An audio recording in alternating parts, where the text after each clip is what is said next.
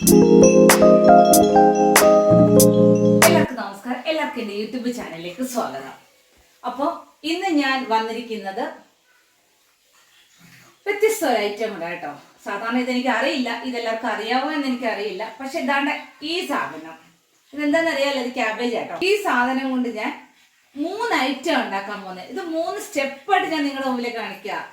ആദ്യത്തെ ഒരു സ്റ്റെപ്പ്, പിന്നെ രണ്ടാമതൊരു സ്റ്റെപ്പ്, മൂന്നാമതൊരു സ്റ്റെപ്പ്, അങ്ങനെ 3 സ്റ്റെപ്പായിട്ട് ഞാൻ നിങ്ങളുടെ മുമ്പിലേക്ക് ഈ ഒരു ഐറ്റമായിട്ടാണ് ഞാൻ വന്നിരിക്കുന്നത്. അപ്പം ഇത് എന്തൊക്കെയാണ് ഞാൻ ചെയ്യുന്നതെന്ന് നിങ്ങൾക്ക് വീഡിയോയിലൂടെ ഞാൻ കാണിച്ചു തരാം.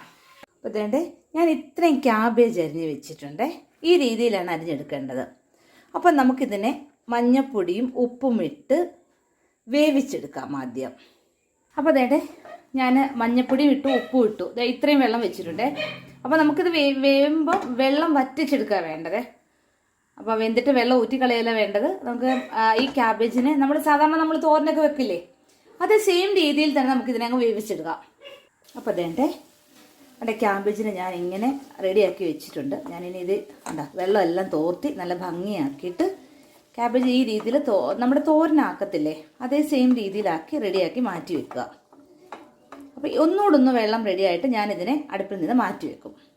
അപ്പോൾ ഇതേണ്ട, ഞാൻ ഒരു പാത്രത്തിൽ, അതായത് ഇതാണ്ട് ഈ ടൈപ്പ് പാത്രത്തിൽ എണ്ണ വരട്ടിയിട്ട്, എണ്ണയാണ് വരട്ടിയിരിക്കുന്നത് നല്ലത്. അപ്പം ദോശക്കല്ലൊക്കെ പറ്റത്തില്ല, ഞാൻ ആ എണ്ണയാണ് സത്യത്തിൽ ഇപ്പോൾ ഇതിനകത്ത് പുരട്ടിയിരിക്കുന്നത്. അപ്പോൾ അത് പുരട്ടിയിട്ട് ഞാൻ ക്യാബേജിനെ അതിനകത്തേക്ക് എടുത്ത് വെച്ചു. അതിനകത്ത് കിട്ടുമെന്ന് ആറിക്കോട്ടെ എന്ന് കരുതിയിട്ട്. അപ്പോൾ ആ സമയം കൊണ്ട് ഞാനൊരു 4 മുട്ട പതപ്പിച്ച് ഇങ്ങനെ റെഡിയാക്കി വെച്ചിട്ടുണ്ട്. ഇത് 4 മുട്ടയുണ്ട് കേട്ടോ. ഈ സമയം കൊണ്ട് ഞാനൊരു വലിയ പാത്രത്തിൽ വെള്ളം എടുത്ത് വെച്ചിട്ട് ഒരു തട്ടമാണ് ഞാനിങ്ങനെ അടച്ചു വെച്ചേക്കണത്. അതായത് ഇത് വെക്കാൻ നോക്കിയപ്പോൾ ഇത് വെള്ളത്തിനകത്തേക്ക് കിടക്കുക. അപ്പോൾ അത് പറ്റില്ല എന്ന് കണ്ടതുകൊണ്ട് ഞാനിങ്ങനെ തട്ടം എടുത്ത് വെച്ചു. അതിൻ്റെ പുറത്തേക്ക് എന്താ പറയുക, നമ്മുടെ ക്യാബേജും മുട്ടയും കൂടെ മിക്സ് ചെയ്ത് വെക്കാമല്ലോ എന്ന് കരുതിയിട്ടാണ് ഞാനിങ്ങനെ ചെയ്തിരിക്കുന്നത്. അപ്പം ആ സമയം കൊണ്ട് വെള്ളം ഇവിടെ ചൂടാവട്ടെ. ഞാൻ ഇതിലേക്ക്, ക്യാബേജ് ആറിയിട്ടുണ്ട്, ഇതിലേക്ക് ഞാൻ മുട്ടയും കൂടി ഒഴിക്കുകയാണ് ചെയ്യുന്നത്. മുട്ടയും കൂടി ഒഴിച്ചിട്ട് നന്നായിട്ട് ഇതിനെല്ലാം കൂടെ ഞാനങ്ങ് മിക്സ് ചെയ്യുക. എന്നിട്ട് നമ്മളിത് ആവിയിലാണ് വേവിക്കുന്നത്. അപ്പം എല്ലാ സൈഡും ഒക്കെ എത്താനായിട്ട് ശ്രദ്ധിച്ചുകൊള്ളുക. ഇതിപ്പം അങ്ങനെ ഇരിക്കുന്നതുകൊണ്ടാണെന്ന് തോന്നുന്നു. ഇത് ഞാൻ ഇങ്ങോട്ട് മാറ്റി വെച്ചു. ഒന്ന് ആവിയിൽ വേവിച്ചെടുക്കാം. അപ്പം അവിടെ അത് റെഡി ആയിട്ടുണ്ട്. ഞാനിതിനെ എടുത്ത് ഇങ്ങോട്ട് വെക്കാൻ പോവാ കേട്ടോ. പട്ട നീങ്ങി പോണു. അപ്പോൾ തന്നെ ഞാൻ പാത്രം മാറ്റി കേട്ടോ. ആ പാത്രത്തിൽ പറ്റത്തില്ലായിരുന്നു, ഇതിനകത്തേക്ക് അത് വെക്കാൻ പറ്റില്ലായിരുന്നു. അതുകൊണ്ട് ഞാൻ ആ വെള്ളം എടുത്ത് വേറെ ഒരു നമ്മുടെ ബിരിയാണി ഉണ്ടാക്കുന്ന വലിയൊരു പാത്രം ഉണ്ടായിരുന്നു. അപ്പോൾ അതിലേക്ക് ഞാനതെടുത്ത് വെച്ചു. എന്നിട്ട് ഇതിലായപ്പോൾ കറക്റ്റായിട്ട് അത് ഇരുന്നുണ്ടോ, അടിപൊളിയായിട്ട് ഇരുന്നിട്ടുണ്ട്. അത് തിളയ്ക്കുന്നു. അപ്പോൾ ഞാനിനി ഇത് ഒന്ന് അടച്ചുകൂടെ വെക്കട്ടെ. അപ്പോൾ ഞാനിത് അടച്ച് വെച്ചിട്ടുണ്ട്. അത് അങ്ങനെ ഇരുന്നിട്ട് നമുക്ക് അത് വേവിച്ചെടുക്കാം. വേവാൻ ക്യാബേജ് വെന്താണ്, നമുക്കിനി മുട്ടയും കൂടെ മിക്സ് ചെയ്തപ്പോൾ ഉള്ള ആ ഒരു പരുവം. അപ്പോൾ ഈ രീതിയിലാണ് ആവിയിൽ വെച്ച് വേവിക്കുമ്പോൾ, മുട്ടയും ക്യാബേജും കൂടെ മിക്സ് ചെയ്ത് വേവിച്ചപ്പോൾ ഈ രീതിയിലാണ് റെഡിയായി വന്നത്. അപ്പം ഞാനിത് എടുത്ത് ഉയർത്തി മാറ്റി കാണിക്കാമെന്ന് വിചാരിച്ചിട്ടാണ് ഞാനിങ്ങനെ കാണിച്ചിരിക്കുന്നത്. അപ്പോൾ നമുക്ക് നോക്കിയാൽ തന്നെ അറിയാം, വെന്തിട്ടുണ്ട്, നന്നായിട്ട് വെന്ത് പീസായിട്ട് വരത്തക്ക രീതിയിലുള്ള ഒരു പരുവത്തിലേക്ക് ഞാനിതിനെ എത്തിച്ചിട്ടുണ്ട്. ആക്കിയിട്ട് അങ്ങനെ തന്നെ, കാരണം നമ്മൾ മുട്ടയ്ക്കകത്തൊക്കെ ഉപ്പ് ചേർത്തതാണ് ഓൾറെഡി. ഓക്കെ, ഇത് ഞാനിതിപ്പോൾ ഇങ്ങനെ പീസാക്കുക. ഇത് ഇങ്ങനെ തന്നെ പീസാക്കി നമുക്ക് കഴിക്കാം. അത് ക്യാബേജിൻ്റെ ഒരു സ്റ്റെപ്പ്. ഞാനിതിനെ പീസാക്കി ഇങ്ങനെ ബോളിലേക്ക് മാറ്റുക. ഈ രീതിയിൽ നമുക്ക് പീസാക്കിയിട്ട് അങ്ങനെ തന്നെ കഴിക്കാവുന്നതാണ്. പക്ഷേ എന്നിട്ട് ഇത് അതിൻ്റെ ആദ്യത്തെ സ്റ്റെപ്പ്. ഇങ്ങനെ തന്നെ കുട്ടികൾക്ക് കഴിക്കാൻ കൊടുക്കാമെങ്കിൽ, പ്രത്യേകിച്ച് ക്യാബേജ് ഉണ്ട് ഇതിനകത്ത്, ക്യാബേജിൻ്റെയും കൂടെ ടേസ്റ്റും കൂടി വരും. പിന്നെ നമ്മൾ ഇതിലൊക്കെ ആവശ്യത്തിന് ഉപ്പൊക്കെ ചേർത്തെന്ന് പറഞ്ഞല്ലോ. ഇങ്ങനെ ഞാൻ ഇതിനെ പീസാക്കി എടുക്കുമ്പോൾ കുറച്ചൊക്കെ ഇങ്ങനെയൊക്കെ ഈ പാത്രത്തിലൊക്കെ ഒട്ടിയിരിക്കും, നമുക്കറിയാമല്ലോ. മുട്ടയാണ്, അതൊക്കെ സ്വാഭാവികം. അപ്പോൾ ഈ രീതിയിൽ ഞാൻ ഇങ്ങനെ പീസാക്കി എടുത്തിട്ടുണ്ട്. ഓക്കെ, ഫസ്റ്റ് സ്റ്റെപ്പ് ആണെന്ന് പറഞ്ഞില്ലേ, ഇനി അടുത്ത അതിൻ്റെ ഒരു സെക്കൻഡ് സ്റ്റെപ്പ് ഞാൻ കാണിക്കുകയാണ്. ഞാൻ ഒരു തവ വെച്ചു, ഫ്രൈങ് പാൻ വെച്ചിട്ട് അതിലേക്ക് ഞാൻ കുറച്ച് നെയ്യ് ഒഴിക്കുകയാണ്. നന്നായിട്ട് നെയ്യ് കൊടുത്തിട്ടുണ്ട്. തവ ഓൾറെഡി ചൂടായിരുന്ന, നെയ്യും കൂടെ ഒഴിച്ചിട്ടൊന്ന് ചൂടായാൽ മാത്രം മതി. അപ്പം ഞാൻ 1 by 1 ആയിട്ട് അതിനെ ഇതിലേക്ക് പറക്കിയിട്ടു. നമുക്ക് 2 സൈഡും ഒന്ന് മൊരിച്ചെടുക്കാം. ഞാനിതിനെ ഫ്രൈങ് പാനിൽ നെയ്യാണ് ഞാൻ ഇതിനകത്ത് ഒഴിച്ചിരിക്കുന്നത്. അപ്പോൾ അത് വെച്ചിട്ട് 2 സൈഡിലും നമുക്കൊന്ന് മൊരിച്ചെടുക്കാം. അപ്പോൾ അതിന് വേണ്ടി അതങ്ങനെ നമുക്ക് ഇരിക്കട്ടെ, വെയിറ്റ് ചെയ്യാം. അപ്പോൾ വേണ്ടേ, ഞാനിത് തിരിച്ചും മറിച്ചും ഒക്കെ ഇട്ട് നന്നായിട്ട് നല്ല രീതിയിൽ ഇത് ഇങ്ങനെ ഫ്രൈ ചെയ്തെടുക്കുകയാണ് ചെയ്യുന്നത്. നെയ്യിലേ ഇങ്ങനെ കിടന്ന് ഫ്രൈ ചെയ്യുമ്പോൾ എന്തൊരു മണമാണെന്നറിയാമോ? ആ നെയ്യുടെ ഇതിൻ്റെ എല്ലാം കൂടിയുള്ള നല്ല സൂപ്പർ മണമാണ് കേട്ടോ. ഈ രീതിയിൽ നമുക്കൊന്ന് നല്ല രീതിയിലൊന്ന് ഫ്രൈ ചെയ്തെടുക്കാം. അപ്പം ഇങ്ങനെ അങ്ങ് നമ്മൾ സാധാരണ തവയിലിടുന്ന പോലെ തന്നെ അങ്ങ് ഫ്രൈ ചെയ്തെടുത്താൽ മതി കേട്ടോ. കുട്ടികൾക്കാണെങ്കിലേ മനസ്സിലാവില്ലല്ലോ ഇത് ക്യാബേജ്, ഇതിനകത്തൊക്കെ ക്യാബേജ് ഉണ്ട്. ക്യാബേജ് കുട്ടികൾ നല്ല വലിയവരായാലും ഈ ക്യാബേജ് ഒക്കെ കഴിക്കാത്തവരുണ്ടല്ലോ, ക്യാബേജ് ഇഷ്ടമില്ല, അവർക്ക് ഇതിങ്ങനെയൊക്കെ ചെയ്ത് കൊടുത്താലുണ്ടല്ലോ ഒന്നും അറിയേണ്ട അവരങ്ങ് കഴിച്ചോളും. കാരണം മുട്ടയും ഇവിടെ അംശം കൂടെ അല്ലേ ഇതിനകത്ത് വരുന്നത്. അപ്പോൾ അവർക്ക് മനസ്സിലാവത്തുമില്ല, നമുക്ക് സുന്ദരമായിട്ടത് അവർക്കങ്ങ് കൊടുക്കുകയും ചെയ്യാം. അപ്പോൾ ഇതിനെ ഞാനിങ്ങനെ 2 സൈഡിലും ഫ്രൈ ചെയ്ത് എടുക്കാം. അപ്പോൾ ഇത് രണ്ടാമത്തെ സ്റ്റെപ്പ്. ഇത് ഞാൻ ഫ്രൈ ചെയ്ത് വെച്ചിരിക്കുന്നത്, തവയ്ക്കകത്ത് 2 സൈഡിലും ഫ്രൈ ചെയ്ത് വെച്ചിരിക്കുന്നതാണ് രണ്ടാമത്തെ സ്റ്റെപ്പ്. അടുത്ത നമ്മൾ മൂന്നാമത്തെ സ്റ്റെപ്പ് ചെയ്യാൻ പോവാണ്. അതിനുവേണ്ടി ഞാൻ ഇത്രയും കുറച്ച് സവാള, ഇത് ഇങ്ങനെ മാറ്റി ഇവിടെ ഇരുന്നോട്ടെ. നമുക്ക് കുറച്ച് സവാള അരിഞ്ഞു വെക്കാം, തക്കാളി, ഇഞ്ചി, വെളുത്തുള്ളി, പച്ചമുളക്. ഒരു പാൻ വെച്ചിട്ടുണ്ട്. എന്നിട്ട് ഇതിലേക്ക് ഞാൻ കുറച്ച് വെളിച്ചെണ്ണ ഒഴിച്ചു. ഇനി കടുക് പൊട്ടിക്കാം. എന്നിട്ട് അതിലേക്ക് ഞാൻ കടുക്, കറിവേപ്പില, മുളക് എല്ലാം ഇട്ട് നമ്മൾ കടുക് വറക്കുന്ന പോലെ തന്നെ. എന്നിട്ട് നമുക്കിനി അതിലേക്ക് നമുക്ക് ഈ സവാള എടുത്തിടാം. അപ്പോൾ ഞാൻ മൊത്തം സവാള എടുത്തിട്ടു. എന്നിട്ട് നമുക്കറിയാമല്ലോ സവാള നന്നായിട്ട് വഴറ്റി കിട്ടാൻ വേണ്ടി നമുക്ക് കുറച്ച് ഉപ്പിടാമെന്നോ. അപ്പം ഞാനിപ്പോൾ അതിലേക്ക് കുറച്ച് ഉപ്പും കൂടി ചേർത്തിട്ടുണ്ട്. അപ്പോൾ ഇത് നന്നായിട്ട് നമുക്കൊന്ന് ഇളക്കി കൊടുക്കാം. അപ്പം ഇതിനെ നന്നായിട്ട് നമുക്കൊന്ന് വഴറ്റിയെടുക്കാം. അപ്പം ഇതിവിടെ നിന്ന്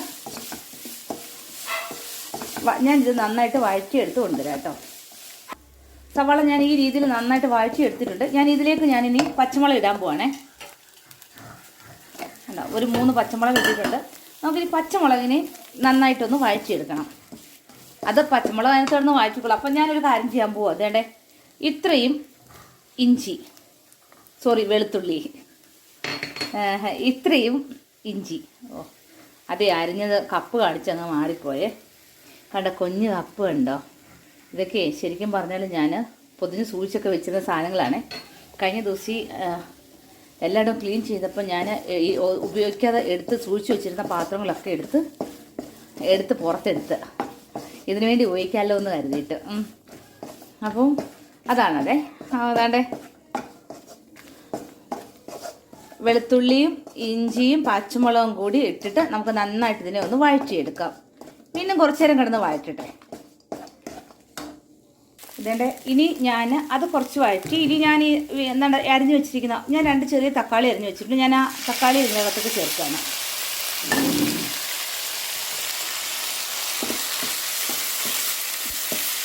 തക്കാളി ഇട്ടിട്ട്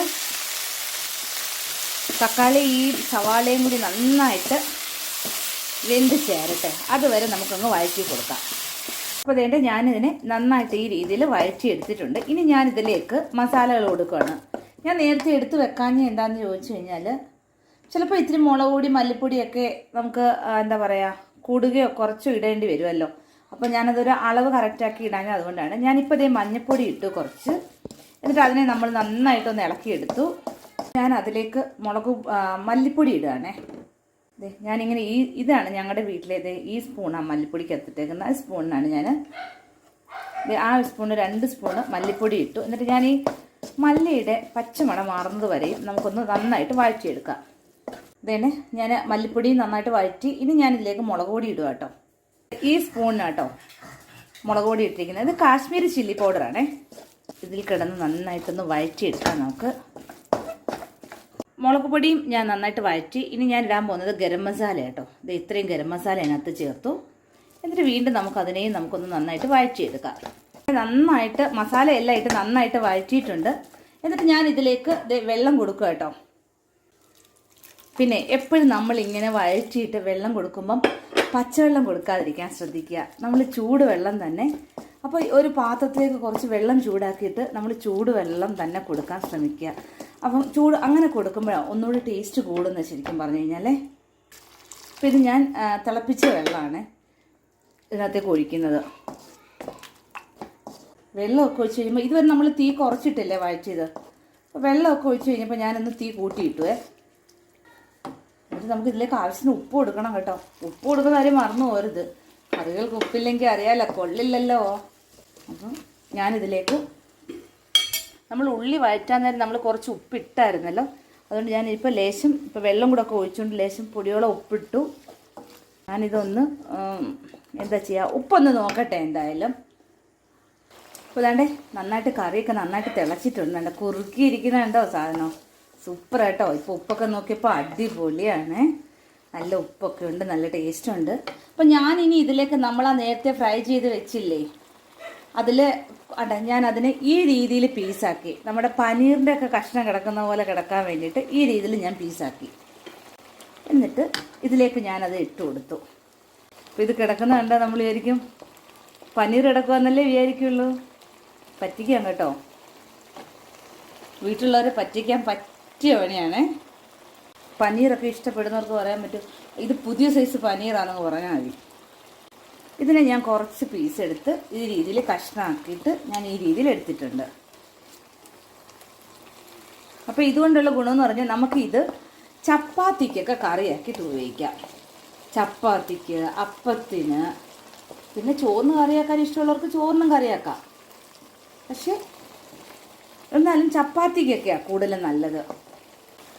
ഇത് ഞാൻ എല്ലാം ഒന്നും എടുത്തില്ല, ഞാൻ കുറച്ചേ എടുത്തോളായിരുന്നു കേട്ടോ. അപ്പോൾ അതിലിങ്ങനെ ഇടുന്ന മസാല പിടിക്കുമ്പോൾ എൻ്റെ പാത്രത്തിൻ്റെ സൈഡൊക്കെ ഇരിക്കുന്നുണ്ടോ, ഒരു ഭംഗിയില്ല കാണാനില്ലയോ. അതാ ഇളക്കുമ്പോൾ ഇങ്ങനെ ഇടുന്ന് ഇളക്കുന്നത് കൊണ്ടാണ്. അപ്പോൾ തീയൊക്കെ ഞാൻ കുറച്ചു കണ്ടോ. എന്നിട്ട് ഇതിലേക്ക് ഞാൻ കുറച്ചുകൂടെ കറിവേപ്പില ഇട്ട് കൊടുത്തു. എനിക്ക് ഈ കറിവേപ്പില ഭയങ്കര ഇഷ്ടമുള്ള സാധനമാണ്. അതുകൊണ്ട് ഞാനിത് എത്ര ഇട്ടാലും എനിക്ക് മതി വരില്ല. അടിപൊളി ഒരു കറിയും കൂടി ഉണ്ടാക്കിയ കണ്ടോ നമ്മൾ അത് വെച്ചിട്ട്. അപ്പം ഈ കറി എല്ലാവർക്കും ഇഷ്ടമായില്ലോ കാണും. അപ്പം ഞാനിത് ബൗളിലേക്ക് മാറ്റി കാണിച്ചു തരാം കേട്ടോ. അപ്പോൾ ഇത് ഞാനിതിനെ എടുത്ത് ഒരു ബൗളിലാക്കട്ടെ. ഞാനിത് ഒരു ബൗളിലേക്കോ ചെറിയ ബൗളിലേക്കോ കുറച്ചെടുത്ത് പകർത്തി എടുത്തിട്ടുണ്ട്. അപ്പം ഇത് ഇഷ്ടപ്പെട്ടു എന്നുണ്ടെങ്കിൽ എല്ലാവരും കണ്ട എൻ്റെ ഈ കറികളെല്ലാം പുതിയ കറി ഇഷ്ടപ്പെട്ടു എന്നുണ്ടെങ്കിൽ ലൈക്ക് ചെയ്യുക, ഷെയർ ചെയ്യുക, ഒപ്പം സബ്സ്ക്രൈബ് ചെയ്യുക. വീണ്ടും ഞാൻ അടുത്ത ഒരു വീഡിയോ ആയിട്ട് വരുന്നവരേക്കും എല്ലാവരോടും ടാറ്റ.